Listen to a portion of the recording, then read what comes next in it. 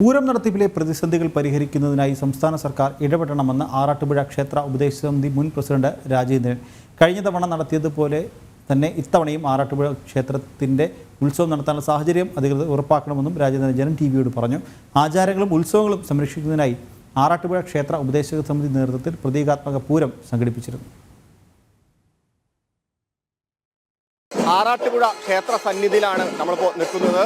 നമുക്ക് ഈ ദൃശ്യങ്ങളിൽ നിന്ന് കാണുന്ന പോലെ തന്നെ ഈ പ്രതീകാത്മക പൂരമാണ് ക്ഷേത്ര ഉപദേശക സമിതിയുടെ നേതൃത്വത്തിൽ ഇവിടെ നടന്നുകൊണ്ടിരിക്കുന്നത്.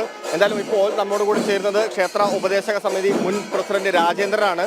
ഏതാണ്ട് 1000-ലധികം വർഷങ്ങളുടെ ഒരു പാരമ്പര്യമുള്ളൊരു പൂരമാണ്. ഈ നിയന്ത്രണങ്ങൾ കാരണം ബുദ്ധിമുട്ടിലായിരിക്കും അല്ലേ? അതെ, ഇത്രയും പാരമ്പര്യമുള്ളൊരു പൂരം കേരളത്തിലില്ല. ആറാട്ടുപുഴ പൂരം മാത്രമല്ല, സംസ്ഥാനത്തെ മുഴുവൻ പൂരങ്ങളും വേലകളും ഉത്സവങ്ങളൊക്കെ എല്ലാം സംരക്ഷിക്കണം.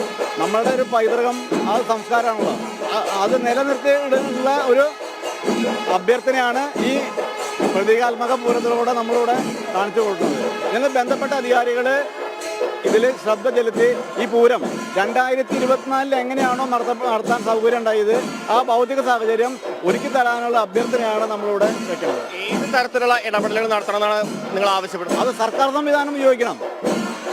സംസ്ഥാന സർക്കാർ അതിൽ ശക്തമായിട്ട് ഇടപെടുമ്പോൾ ഇതിനൊക്കെ പോംവഴികളാവും. നമ്മളെ പ്രജകളാണല്ലോ, നമ്മളെയാണ് ഭരിക്കുന്നത്. അപ്പോൾ അപ്പുറത്തെ ഭരണകർത്താക്കളെ ഈ കാര്യം ശ്രദ്ധയിൽപ്പെടുത്തണം. അതായത് 10,000-കണക്കിന് തൊഴിൽ ദിനങ്ങളാണ് ഓരോ പൂരക്കാലവും സാധാരണക്കാരായിട്ടുള്ള ആൾക്കാർക്ക് സമ്മാനിച്ചുകൊണ്ടിരിക്കുന്നത്. ഇത് ഒരു ഭാഗത്തേക്ക് മാത്രമല്ല, ഈ പൈസകൾ മുഴുവനും വിതരണം ചെയ്യുന്നതാണ്. 10,000-കണക്കിന് ആൾക്കാരുടെ തൊഴിലിനെ ബാധിക്കുന്ന ഒരു വിഷയമാണ് ഈ പൂരം, ഈ ആന എഴുന്നള്ളിപ്പ്. അതിൽ എല്ലാ ഘടകങ്ങളും വരും. അവസാനത്തെ ബലൂൺ കച്ചവടക്കാർ വരെ, ആനപ്പുറക്കാർ, മേളക്കാർ തൊട്ടുള്ള എല്ലാ ആൾക്കാരും, ഈ ചമയങ്ങൾ ഉണ്ടാക്കുന്ന ആൾക്കാരുണ്ടല്ലോ, എത്ര ആൾക്കാരാ. അത് മാത്രമല്ല, ഒരു 8 മാസത്തെ പ്രയത്നമെങ്കിലും വേണം ഈ പൂരം നന്നാക്കാനായിട്ട്, മിനിമം.